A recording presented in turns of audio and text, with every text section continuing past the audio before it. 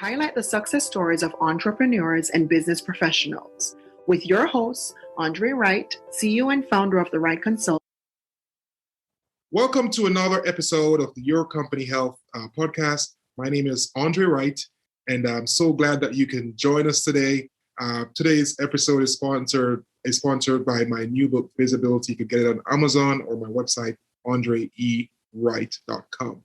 Today, we are thrilled to have our special guest, Dr. Peter Morgan. And Dr. Peter Morgan is super experienced in the chiropractic field. He has been around for a very long time, and we are excited for him to talk to us today. Welcome, Doctor, and how are you? I'm doing great, man. I'm so excited to speak with you. I just had a busy day at the office, so I just arrived home a little while ago, took my dog for a walk through the woods, and here I am speaking with you, and I'm so happy to speak with you. Fantastic, sir. All right, so we want to dive right in. I want us to tell us your chiropractic story. Well, got a long chiropractic story because I've been practicing for a lot of years, since the early 80s. And I opened up a practice right after I graduated school and opened up in my community and started seeing people. And then over time, I was taking care of a lot of people who were in motor vehicle accidents and work accidents and sports injuries. And, I kind of got lost in the practice. I didn't really have my mission or my purpose all set. Yeah, it was great.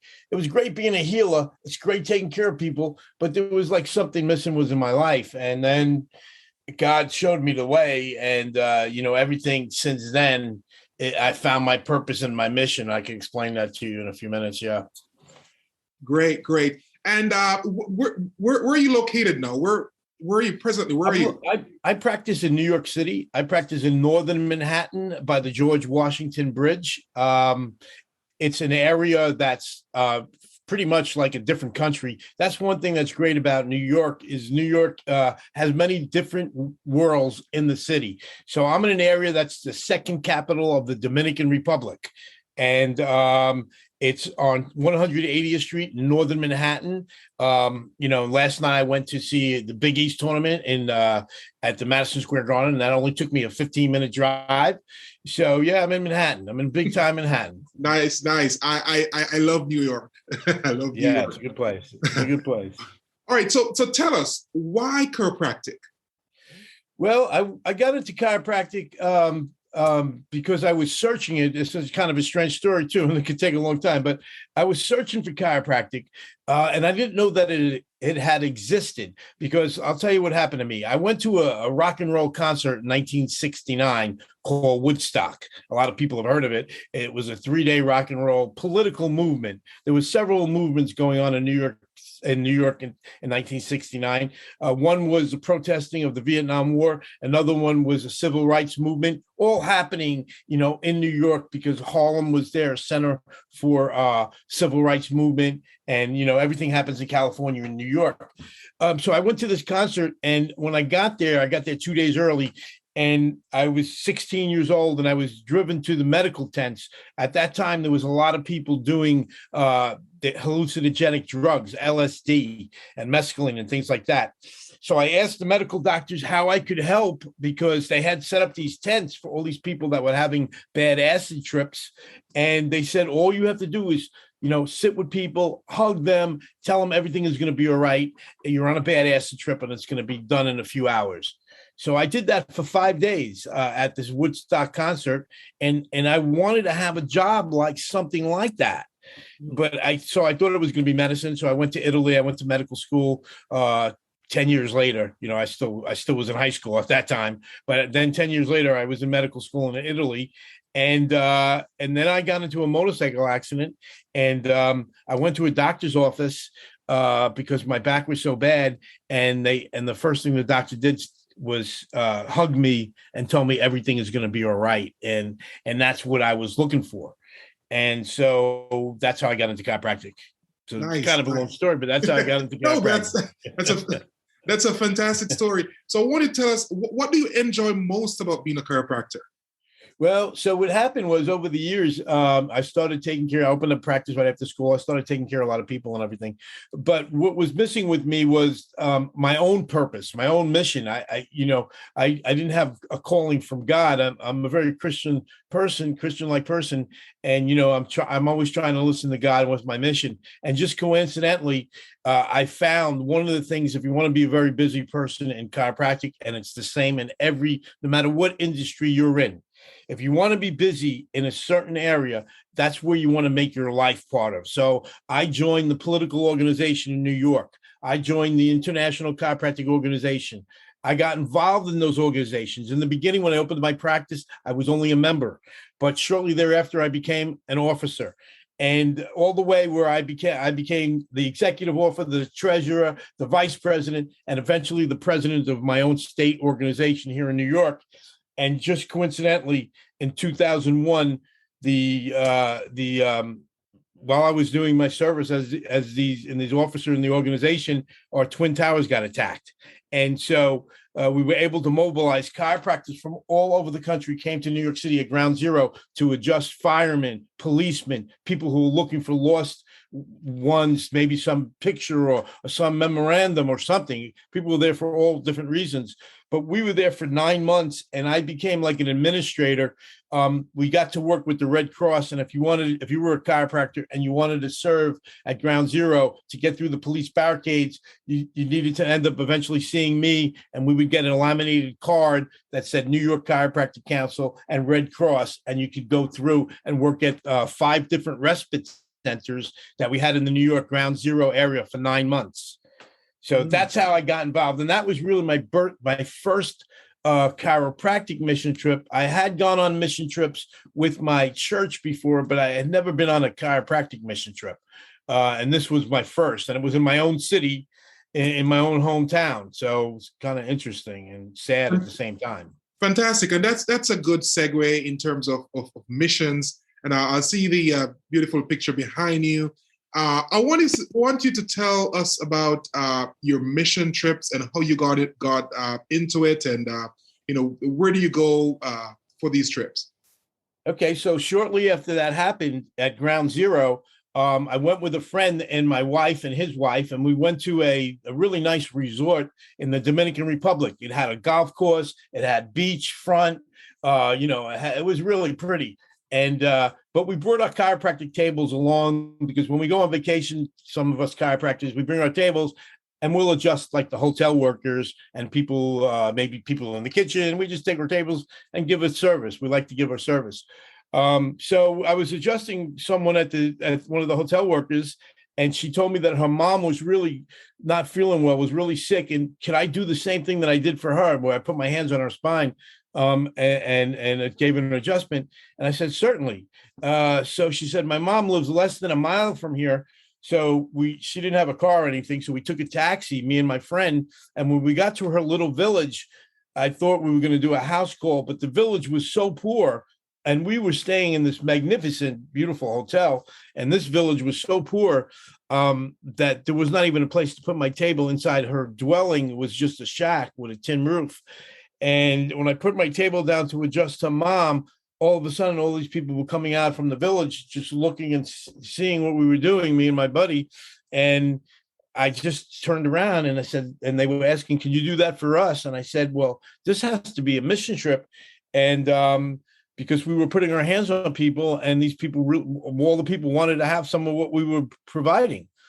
And so that's how I started in the Dominican Republic. So what happened is I went back to a seminar that I'm a speaker at, and I made some flyers in 2002 to come on a mission trip, and 7 people came. And then I came back and I went to the same seminar, and I had now testimonials, and then 14 people came.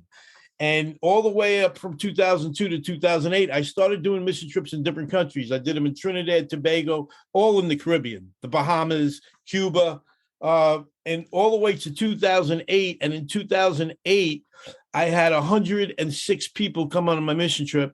MTV came, and the world record book. And we set 4 world records on that trip, where we had healings for 75,000 people in 8 days. And so it was like, it was our mission trip was really wonderful. We were going to all these places. But then in 2010, I happened to be doing a mission trip in Haiti in January of 2010, and our mission trip ended on 2000 it ended on January 10th, 2010, and January 11th we all went home, and less than 24 hours after we left and we had our translators and everything, the second worst earthquake in man's history in terms of people dying happened. And that's when God directly spoke to me and said, you have to go back there and save people. And so I got back there in 3 days. I had a team of people get there in 6 days. A patient of mine, this is a crazy story. A patient of mine was a taxi cab driver in New York City. His name was Boss Marcel.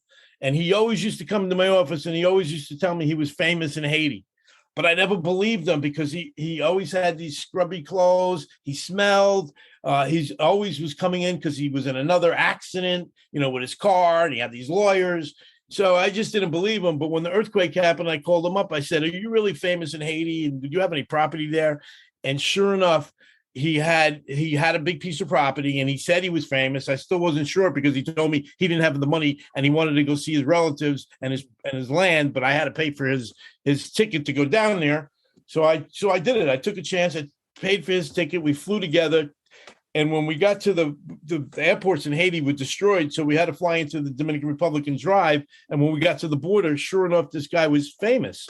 All the people knew him. He was a comedian, and he was famous. He had a piece of property. And on that plane, on the way down there, I still have this on my YouTube channel. I interviewed everyone on the plane, and I said, "What is your mission?" And some people were saying, "We're going to do surgeries, or we're going to do amputations, or we're opening a hospital." And one of the people I interviewed was the president of the Lions Club. And he says, we're going down with 2,000 tents to help people who lost their homes. And he ended up giving us 50 tents. We put them on my patient's property. And we took in over 1,000 children in January of 2010. And over the 2 years later, every child was placed with a Haitian person who lost their own child. And I've been running an orphanage ever since 2010. I had no experience in running or starting an orphanage. It just, God said, this is what you're doing now. And so we ended up over these years, we've ended up building 5 buildings. And we have a beautiful building where our children live. In the places where we are, there's no electricity. And there's no, people don't have bathrooms. They don't have running water. They have outhouses.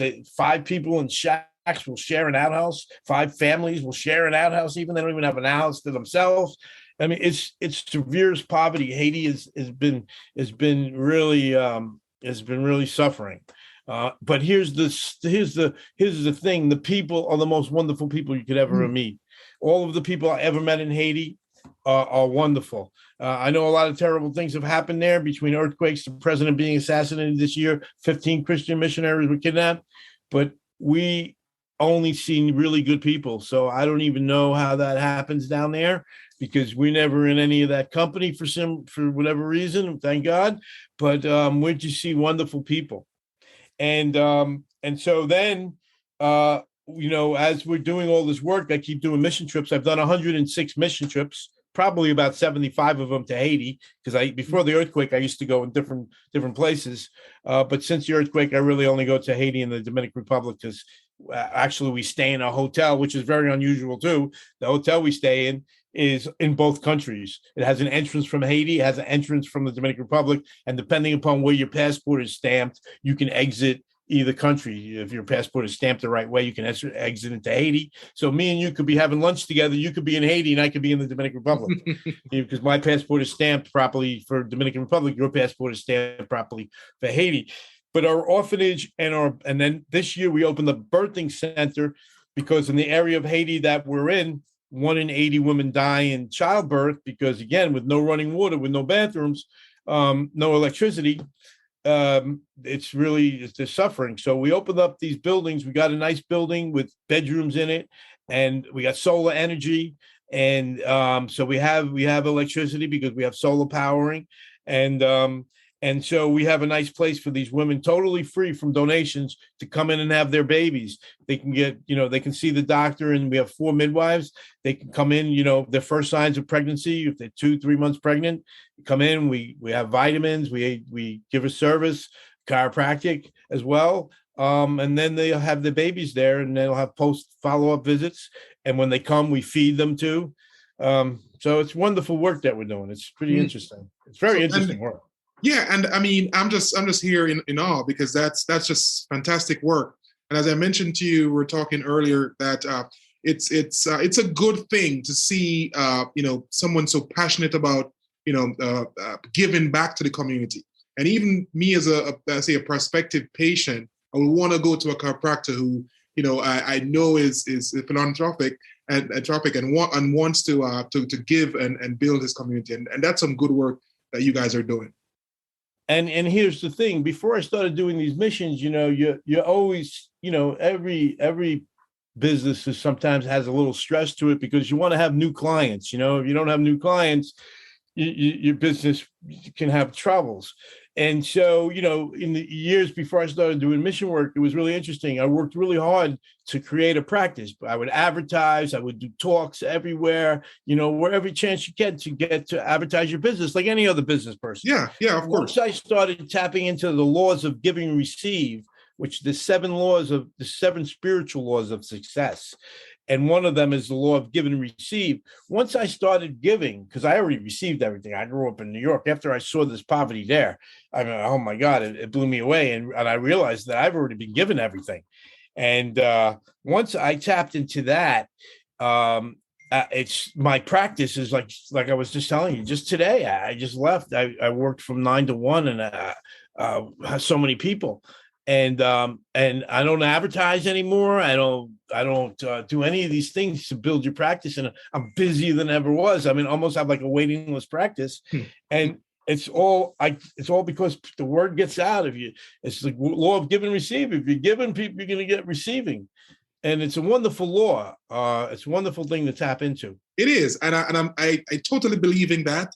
There's this thing by a BNI group. Their mantra is "Givers gain," right? Because the more you give, the more you receive. And I totally believe in that. And I can see why you're flourishing and your practice is flourishing, because you're out there doing a great cause. So I want to ask you this. So how many doctors are on your team now? Okay, so each trip is different. So, for example, for the chiropractic mission trips, I bring a lot of chiropractic students. Those are the people that are really attracted to it, because they want to learn and they want to get a good clinical experience, and I can provide them that. So, for example, on this next trip that's taking place, I don't even know how many days it is from now, but it's March 25th. So that's only 52 weeks. 2 weeks from today, I'm going to be on my 106th mission trip. And we have a team of over 40 people right now, all mostly doctors and students, mostly students. I would say about 7 or 8 docs, the rest students and some lay people. Some people bring their family members. And that's my chiropractic mission trip. Sometimes I lead a trip for a church, for example. I'll do a Christian mission trip. Sometimes I take high school students. Before COVID, I was hooked up with a number of high schools students from Europe. Even I had students from Russia, and China, believe it or not, come on the trip. So I've had a variety of different people. I'm also the representative for an NGO that's with the United Nations. So I'm the non-governmental organization representative for chiropractic at the United Nations. So I will bring people from the United Nations. We actually did, because of that, because I got involved with that, I was able to do 25 mission trips in United Nations military bases, where we would stay in the military bases with the soldiers, and then we would go out and do our service during the day and come back and stay on the military bases. So it was kind of interesting. That was just interesting too. And I had 25. And so I've met a lot of generals and colonels and different commanders and majors. And yeah, it has been a pretty interesting it's an interesting line of work. I'm telling you. And it's a good thing that you're doing. So for these students, do they have to pay their way through, or your organization sponsors them? Yeah, they have to pay. Typically, an 8-day trip. You come to the trip. Typically, it costs about somewhere around anywhere from $800 to $1,000, and with that, you're going to get all your food, the hotel, all the mission service. You're going to get all of that. It doesn't include your airfare, so it's about a $2,000 cost to go and serve. It's not, but you're going to get all your food, and you're going to get picked up at the airport. We got a 3-hour drive. I got a bus, and we're going to go serve. I got a program called Love Notes for Haiti for people who are not chiropractors. I got different programs. This one, Love Notes for Haiti, people donate me musical instruments. I hire music teachers. We teach all orphan children, not just from our orphanage, but other orphanages and Catholic churches. And we teach them how to play musical instruments. At the end of the mission trip, I choreograph a show, and the kids play their instruments, and some of them are so talented right now, you couldn't imagine. It's like I'm doing a Broadway show. The talent is incredible. But the great thing is that although they put that they have to make that payment, they get to learn from you. Well, that's the thing. They get to learn and they get to experience. And what happens is when you do this kind of service, it doesn't matter what organization you go with. When you do a service like this in a country like Haiti, it's a life-changing experience. Not only is it a wonderful experience for the people that are down there because we're providing jobs. I have translators, I have bus drivers, I sent my own bus. I bought a bus in the Bronx and sent it down there. I got vehicles. So we provide a lot of jobs every time we go. And I go quite frequently, like 5 times a year, even more some years. So we provide a lot of jobs, and now with 4 midwives, we administrate our orphanage. So I've been able to provide a lot of jobs. And when you speak to a Haitian person, the only thing they really want in life is a job. They just want a job. And every Haitian person just wants a job. Their dream, the Haitian dream, is to have a job. Interesting. Yeah. I know Haiti's one of the poorest countries in this. There's no jobs there. That's the poor part, And that's why it's even better what you're doing to support that country. So, Doctor, if someone is watching or listening and they're like, I love what you're doing, I want to get involved, can they sponsor themselves and come with you, or it has to be? Yes. Okay. Yes, they can they go to the name of our organization is Mission Life International, because our mission is about life and we're international. So missionlifeinternational.com, and you're on our website. My phone number's on there. My email is on there. So missionlifeinternational.com, you go there, you can reach me. If you're interested in going, if anybody's interested in going, they can reach out and speak to me directly. I can give them all the different, ideas. We normally go about 5 times a year. Currently, we're going 4 or 5 times a year. So there's always an opportunity. And obviously, I'll definitely put that up on the website and on the channel so people can see that. So and they obviously they will be able to donate on that site, right? If someone would just want to give a donation. Yes, on Mission Life International, there's several things you can donate. You can donate to the orphanage, or you can donate to the birthing center. And for example, for the birthing center, it costs us $75 for each woman that comes into our facility from the day one. So if she becomes pregnant on the 3rd trimester, our first trimester, say in 2 months, she finds out she's pregnant, or 3 months, she can start coming to our facility and then have her baby there. But with all the supplies and everything that we provide, it's about $75 for each child that's born. And this year, our orphanage adopted 3 new children. We adopted a 7-year-old baby, a 9-year-old girl, and a 7-year-old girl, and a brand new baby boy that was born at the birthing center. The mom couldn't take care of her. She already had a lot of children, and she didn't want to take care of her. So we have And the children are orphans, but it's a family home. We have between 30 and 40 children at any given time, and we have everything. It's like it's a home, and with their brothers and sisters. We never give them up for adoption. Sometimes we take care of people. For example, sometimes the parents move to the Dominican Republic, and the children are staying with the grandparents. Maybe the grandparents passed or something like that, and we take children in, and sometimes their parents are still alive. And one time we took in 3 girls because the dad came to our orphanage crying because his wife passed away, and she wanted to he didn't have any money to take care of the kids. They were living really tough. So we took the 3 girls in, and about a year later, the economics changed for him. He was able to come back and take his girls. And now they're still friends with us because we have a big place there where we do music, the birthing center. So we have a big gazebo that can fit 100 people. So people from the community come into our facility and just, meet each other. And, it's kind of interesting. Fantastic, doctor. And obviously you're impacting lives, and you're making lives better for the people who were not that fortunate. So are you planning on expanding into any other territories? No, I'm not. What I've tried to do is, I shouldn't say no. Me personally, no. But what I'm trying to do is show people, give them a formula so that they can do it in other places. So I wrote 2 books, one called The 5-Day Missionary, and the other one called Mission Chiropractic. That book is for chiropractors, but lay people too. But the 5-Day Missionary is for people. It's a spiritual book, so it's a Christian book. Where can we get that? On your website? On Amazon, yeah, or the website. Okay.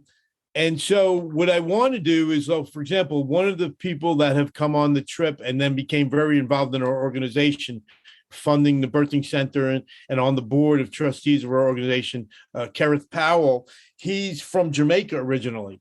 So he's starting we're doing a mission trip in Jamaica. And then, so hopefully, and there's another Jamaican fellow working with him too.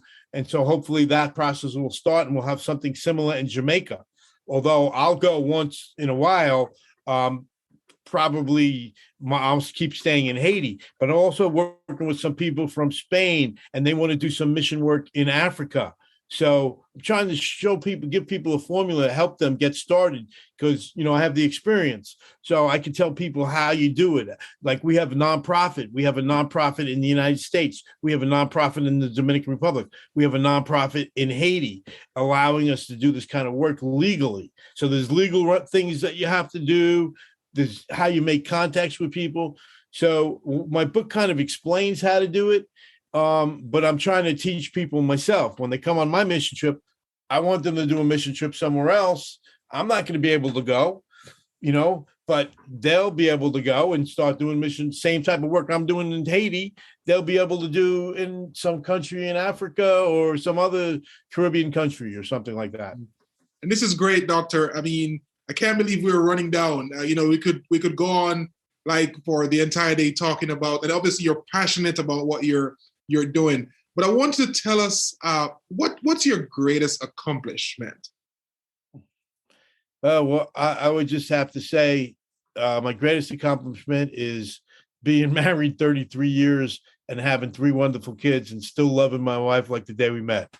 Because I see a lot of people struggle with that. So that has got to be my greatest accomplishment. Nice. Yeah. And that's a good answer. Really good answer. And doctor, again, thank you so much for joining us today. Fantastic conversation. I know a lot of people listening and about you talking about the mission trips and what you're doing will definitely reach out and try to help, because this is a great cause, and we'll definitely encourage anyone listening to just go to the website and make a donation, and any way that you can contribute, because this is towards a great cause. Well, thank you so much. I'm so glad that I was on your show, and I love your excitement and enthusiasm. And so your show is great because you're so excited and enthusiastic. And I think that's the thing with everything, right? To be successful in any business, just be passionate about it. No, definitely. passionate about it, it's going to be working great. No, definitely. And I realize life is all about, a giving and helping others. And you're setting the standard there. And we really love what you and Dr. Powell and other members are doing to help the world. Okay, great. Well, all right, sir. bye, Thank everybody. you. Thank you, sir. It's been great. Okay. And talk to you soon.